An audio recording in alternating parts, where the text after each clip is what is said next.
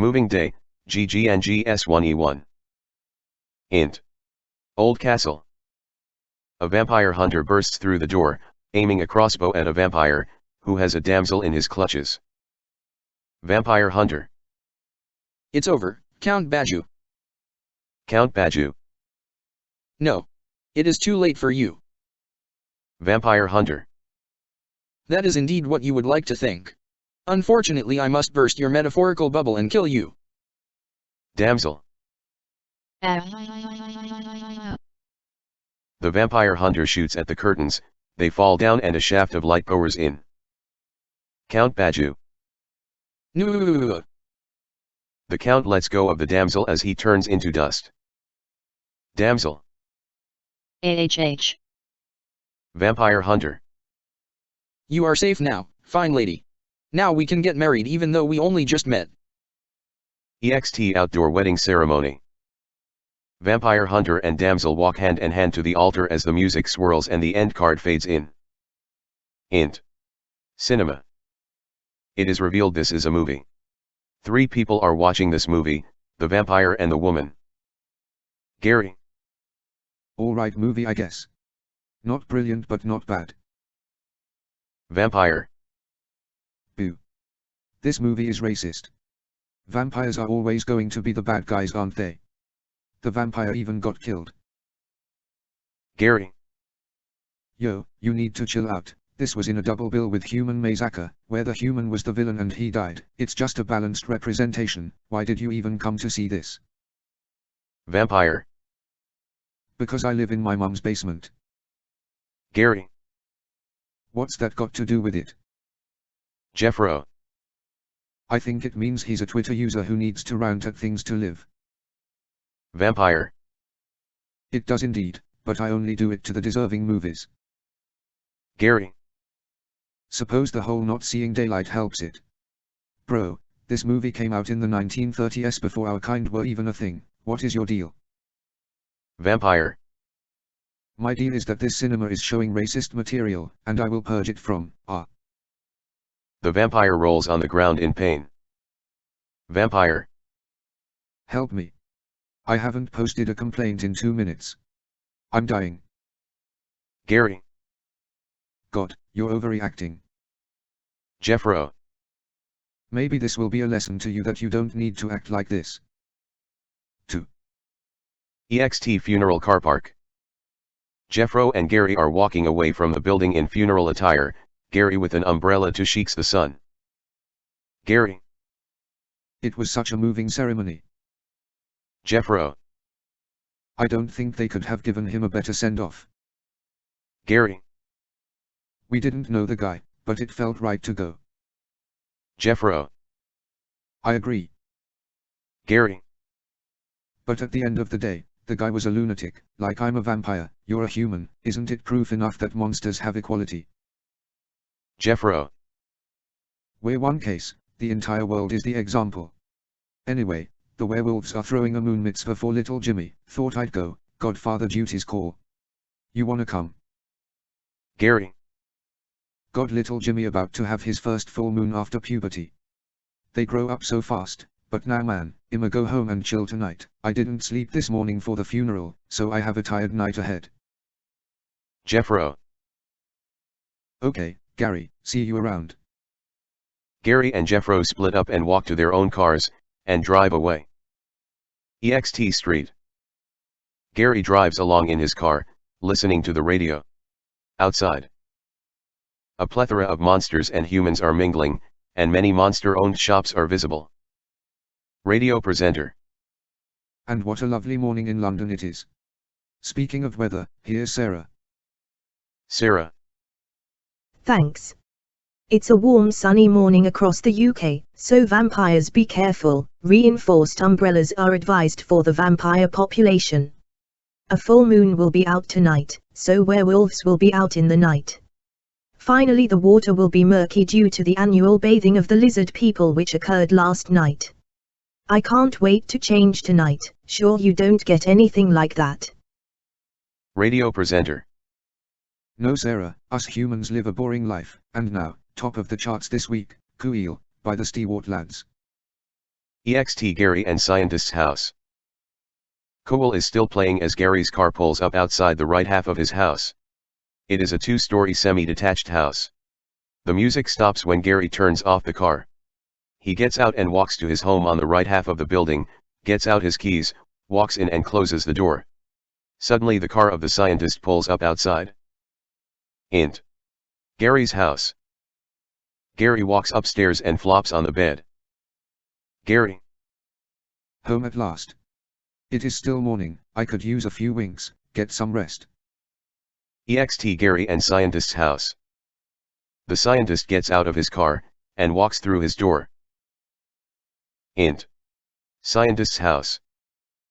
Unlike Gary's half being 2 stories, the scientist's is one giant room filled with inventions. Int. Gary's house. Gary is in his pajamas. He gets into the bed, reaches over and sets the alarm, then closes his eyes. Gary. Morning, morning. Hey, time of humor. He is suddenly interrupted by a loud and intense sound which makes his eyes open and his body shoot up into a sitting position. Recovering from the stun, he looks at the vibrating wall with realization. Gary. God, what the hell is he doing? It's like he's drilling holes in the walls. Int. Scientist's house. The scientist has a brick wall which he is drilling holes into. He stops and turns towards the camera. Scientist. And that is my demonstration of drilling holes into walls. On a monitor, Boris is on a video call with the scientist. PM. Yes, very good. Key British brilliance. We will get much out of this information. A good icebreaker for my next party. Now on to the next part of the agenda, this expansion of British responsibilities, that you mentioned. Scientist. Yes. My greatest invention, you will like this. It is said that centuries ago, there was a small land mass, about the size of a small medieval village, broke off of Britain. PM. Good grief. It wasn't my responsibility for it, was it? Scientist. No. PM. Oh, I'll set up alibis and deny it in Parliament anyway. Scientist. You do you. Regardless, the village was called Cliffburg. It is long lost, but what if we had a time machine to bring it from the moment it broke off and vanished, to the present day? We could reattach it and control it. PM. That is key genius. But what if they want to be part of the EU? Scientist. I have a plan to destroy the EU in the works, but that's not important. Matt Hancock. Excuse me, Prime Minister, what does this achieve exactly? PM. No bloody clue. But as I said to my first girlfriend, if it goes wrong, I'll deny I did it. Do it. Scientist. Very well, sir. The scientist presses a button, and a machine starts glowing and sparking, making a tremendous amount of noise. Scientist. Over noise, it's working. PM. I think this is going to resounding success, don't you agree? Int. Gary's house. Gary. Okay, now what are they doing? Gary leaps out of bed, dresses into his cape, grabs his umbrella and heads down the stairs and out the door. EXT Gary and Scientist's house. Still with noise, and light flooding out windows on the scientist's side, Gary walks from his door over to the scientist's. Int. Scientist's house. Error noises start bleeping and more violent sparks burst out of the machine. EXT Gary and Scientist's house. Gary is about to knock on the door when there's a blinding light, and everything designates. Leaving the scientist and the TV monitor standing in ashes, with Gary looking at them, distraught. PM. Well, I think that was a smashing success. Claps, I think a party and a cover-up are in order. The TV turns off, leaving Gary and the scientist to stare at each other in silence. Int. Jeffro's house. Jeffro hears a knock at his door. He gets up off his sofa, and opens the door. Gary is there. Gary. Jeffro, my best bud. Can I crash at your place for a bit? Jeffro. No. Gary. But I haven't even explained what happened. Jeffro. First of all, it's on the news.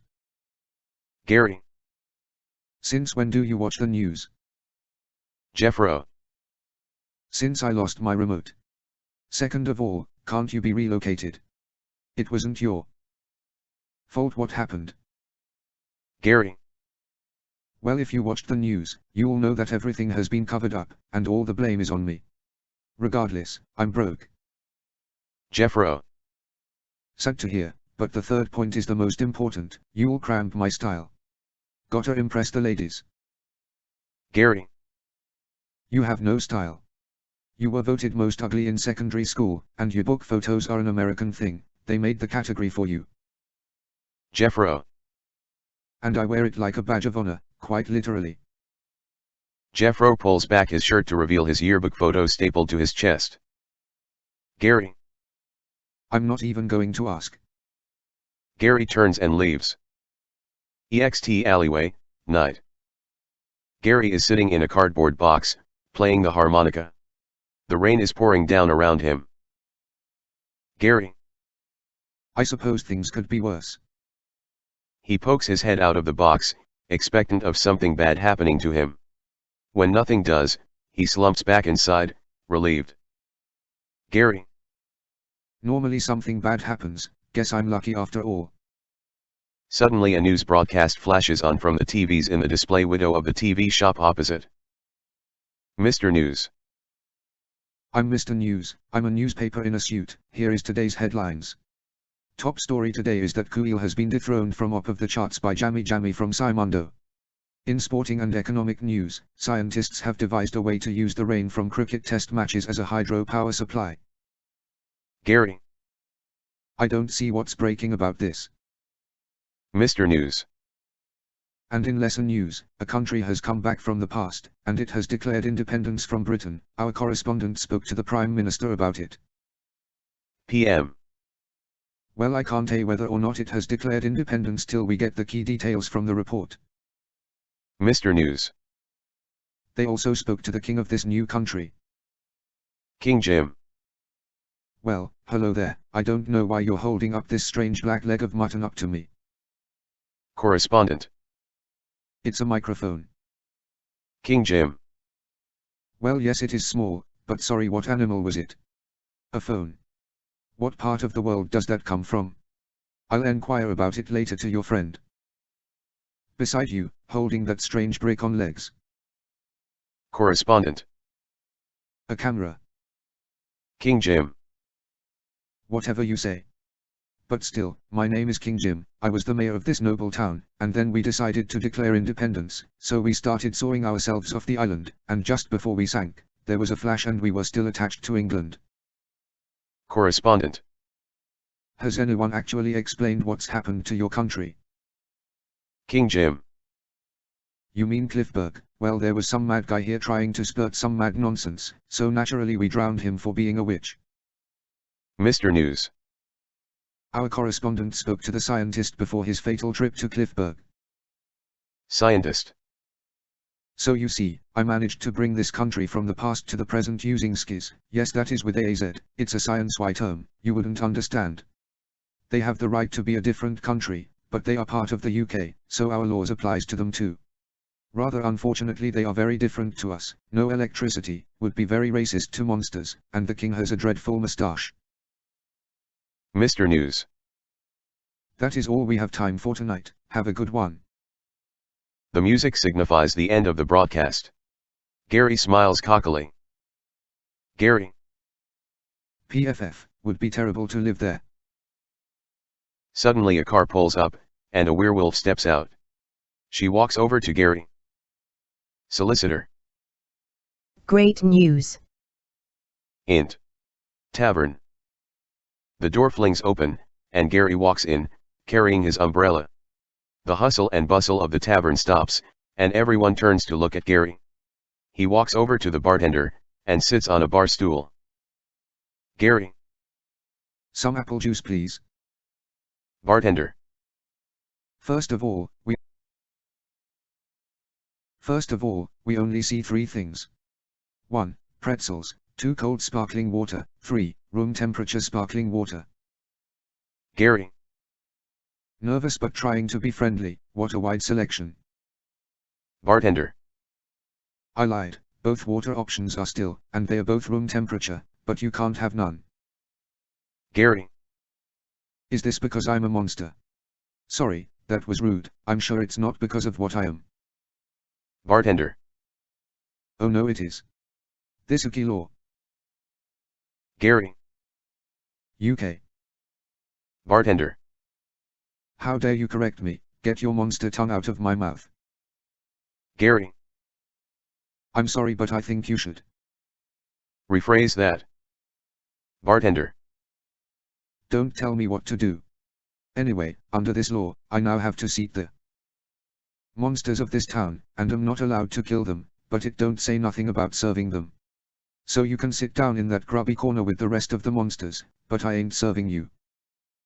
Gary. Still trying to be friendly, nice to meet your acquaintance. He walks away from the bartender and looks over at the designated corner, where there is one monster sitting. A demon girl. Gary carries his umbrella over, and sits down. Gary. Hi, my name is Gary. Kathy. Hello, my name is Kathy, you're new I take it. Gary. Yep, no choice but to move here. Kathy. Surprised you did. It's a backwards world here compared to what I hear about your country. Gary. News spread fast then. Kathy. Only for those who listen. Where you live. Gary. Well, I only had £1 to my name, but with inflation, I meant I was able to buy the castle here. Kathy. Oh, so you're moving into Castle Spooky, used to belong to some rich guy called Richard, Rich Richard we called him.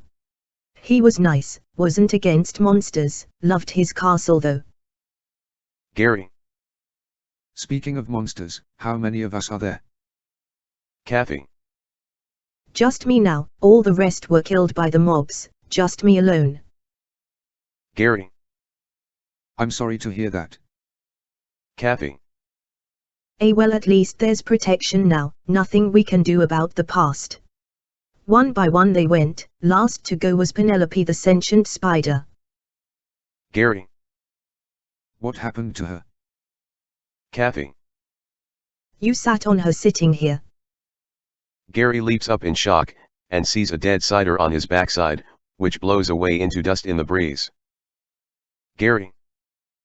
Kathy, I'm so sorry. Kathy. Don't be, she was my landlord, no more rent baby. We go to stick together Gary, can't let these outdated village folk get the best of that. Gary. I wouldn't mind sticking around, the vampire and the demon. Kathy. Yeah, together, nothing can stop us. Good to have a friend again. Gary. I have a friend, Jeffro, but no phone to ring him on, besides I cramp his style apparently. Kathy. No one with that kind of name has style. Gary. No one with his face has style. Gary and Kathy laugh. Kathy. I like you Gary.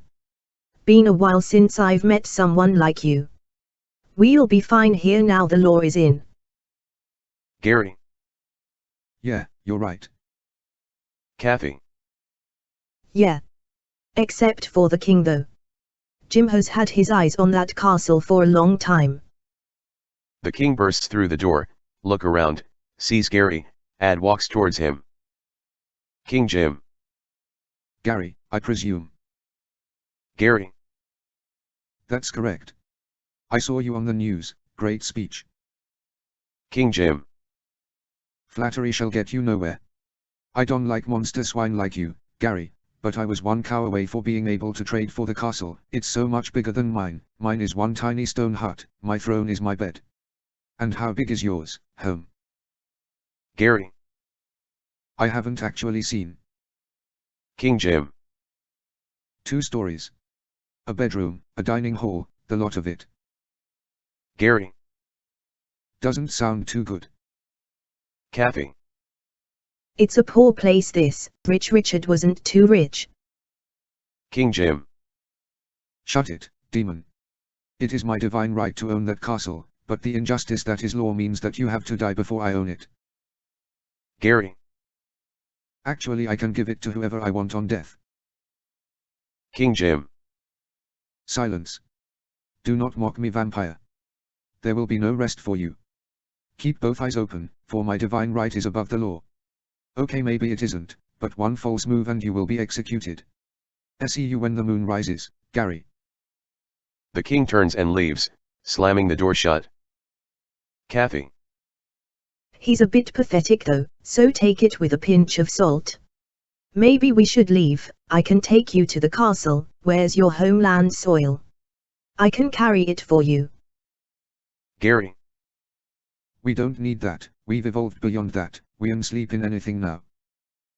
Kathy. Cool. They get up and leave the tavern, still talking. EXT Cliffburg Streets. Gary and Kathy are walking in the direction of Castle Spooky. Kathy. So you have nothing to your name other than that umbrella? Gary. That and the clothes on my back. Kathy. So you don't own anything of the rest of that? Gary. Hardy ha ha, hilarious. Kathy. So what's it like living in this advanced age? Gary. Well. Kathy. Bored already? Kathy closes her eyes, they stop walking. She rises in the air, and Gary's eyes start to glow. She is chanting demonic magic, then floats back down, Gary's eyes returning to normal. She opens her eyes and the two continue walking. Gary. What on earth did you just do? Kathy. You took too long, so I absorbed the information from your head. Gary. How much did you look at exactly? Kathy. I saw everything you can remember. You need to clear your brain history. Gary. Okay, well, let me ask you a question. Why did the king talk about the moon rising when it's already up? Kathy. Oh, we have 2 moons. The king wants it to always be night. It does not help the crops. Gary. Why does he always want it to be night? Kathy. To catch butter. Gary. Butter. Who's that? Kathy. A woodug. Gary. What? And you said there weren't any monster left? Kathy. I personally wouldn't classify him as a monster. Hey look, there's Castle Spooky on the horizon. Kathy points to Castle Spooky, a small castle in the distance. Kathy. And it's not far from my house, just down there. He finger points down to the left, at a turn off beside them, which leads to her little shack. Kathy. Means you can visit anytime. Suddenly a dog runs through her house, then the house collapses after it as a mob advances through it. The dog sprints up to Kathy. Butter. Sorry about the house, Kathy. Kathy. Butter, you've destroyed everything. Gary. Butter is a normal dog. Butter. Hey, I talk too. I was bitten by a man and now I talk on full moons, which it always is here. Kathy. You idiot. Did you have to run through my house? Gary. Never mind that now, we have company. The mob catch up, but Gary blocks the way between them and Butter and Kathy. Gary. Stop. Do you people not know the law? This dog, banter. Butter. Butter. Lead mobster. Ye devil speaks. Gary.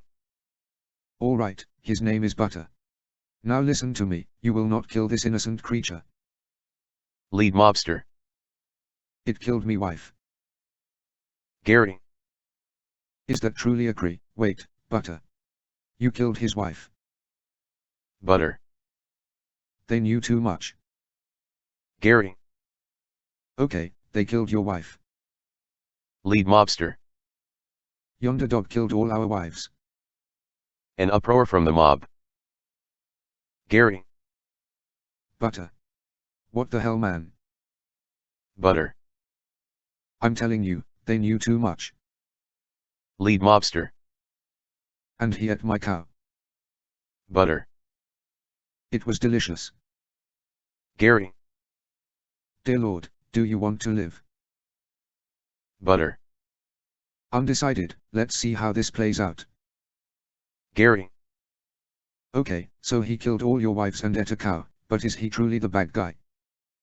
Lead mobster. Yes. Gary. Okay, yeah, he is. Kathy. But listen, mob. Yes, he can speak, and can act like a man, but at the end of the day, he's just a dog, and dogs are the responsibility of their owner.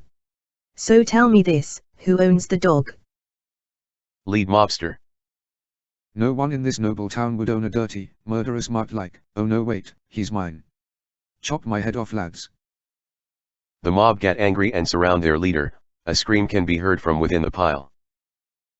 Gary. I think that's our cue to leave. The trio walk away from the mob, and up to Castle Spooky. They reach the front door, when Gary produces the key. Kathy. So Gary, my house was kind of destroyed. Gary. Sighing and smiling, it's okay Kathy, stay here as long as you need, you did say we have to stick together. Kathy. Thanks Gary. Gary opens the door, and Kathy walks inside. Butter. Cheers mate, you're a lifesaver. Gary. I'm sorry, what? Butter runs inside after Kathy. Butter. From inside, Kathy. Housemates. Gary. No, you are not living here. Never as long as. Int. Castle Spooky, living room. The fire is blazing, with Butter asleep in front of it. Kathy is in one armchair dozing off, and Gary is in the other, staring disgruntled into space. Gary. I should have stayed in the box. End of episode 1.